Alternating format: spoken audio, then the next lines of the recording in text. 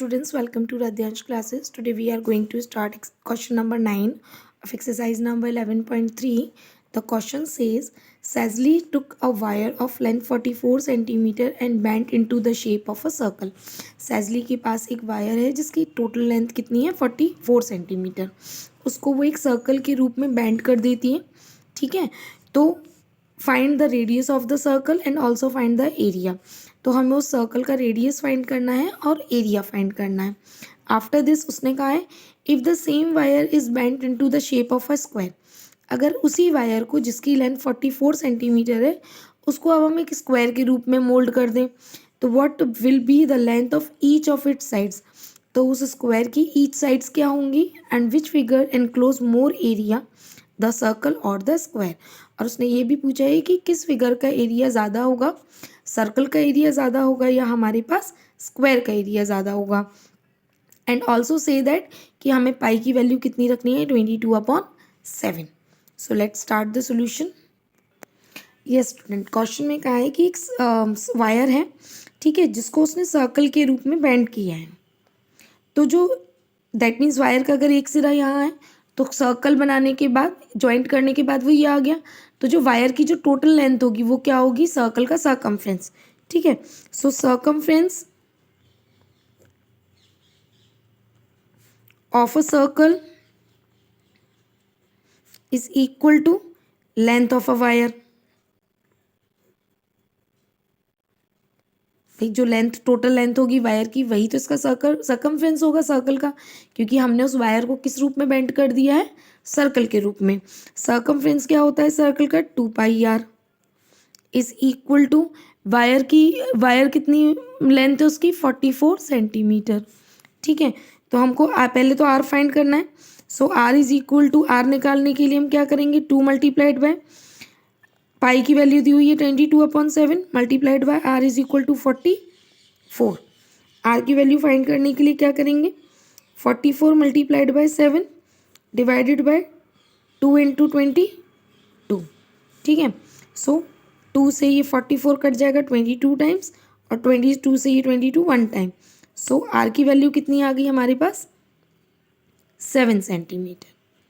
ठीक है, तो पहले तो ये निकल आया. अब इसके बाद उसने कहा है also find the area of a circle. So area of a circle क्या होता है, that is equal to pi R square. ठीक है, सो पाई की वैल्यू दी हुई है 22/7, आर की वैल्यू दी हुई है 7 का स्क्वायर. ठीक, so find the value of area. So multiplied by 7 तो 7 से 7 डिडक्ट हो गया. जब 7 का 22 में मल्टीप्लाई करेंगे तो 7 2 14 एंड 7 2 14 और 115, तो 154 सेंटीमीटर स्क्वायर के आ जाएगा इसका एरिया आ जाएगा. ठीक है, अब उसने कहा है कि नाउ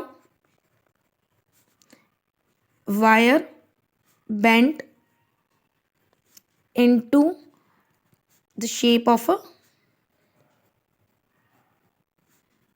स्क्वायर. अब उसने कहा है कि उस वायर को जो है स्क्वायर की शेप में बेंड कर दिया है. ये हो गया स्क्वायर.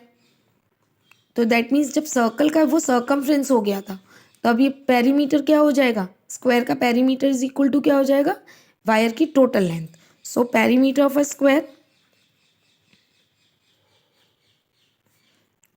स्क्वायर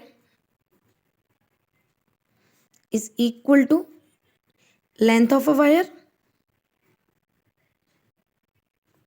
पेरीमीटर क्या होता है स्क्वायर का 4 into side is equal to length कितनी है वायर की 44. साइड कितनी निकल आएगी 44 divided by 4 that means 11 centimetre.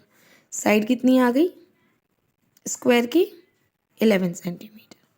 ठीक है, अब उसने क्या पूछा है एरिया ऑफ अ स्क्वायर.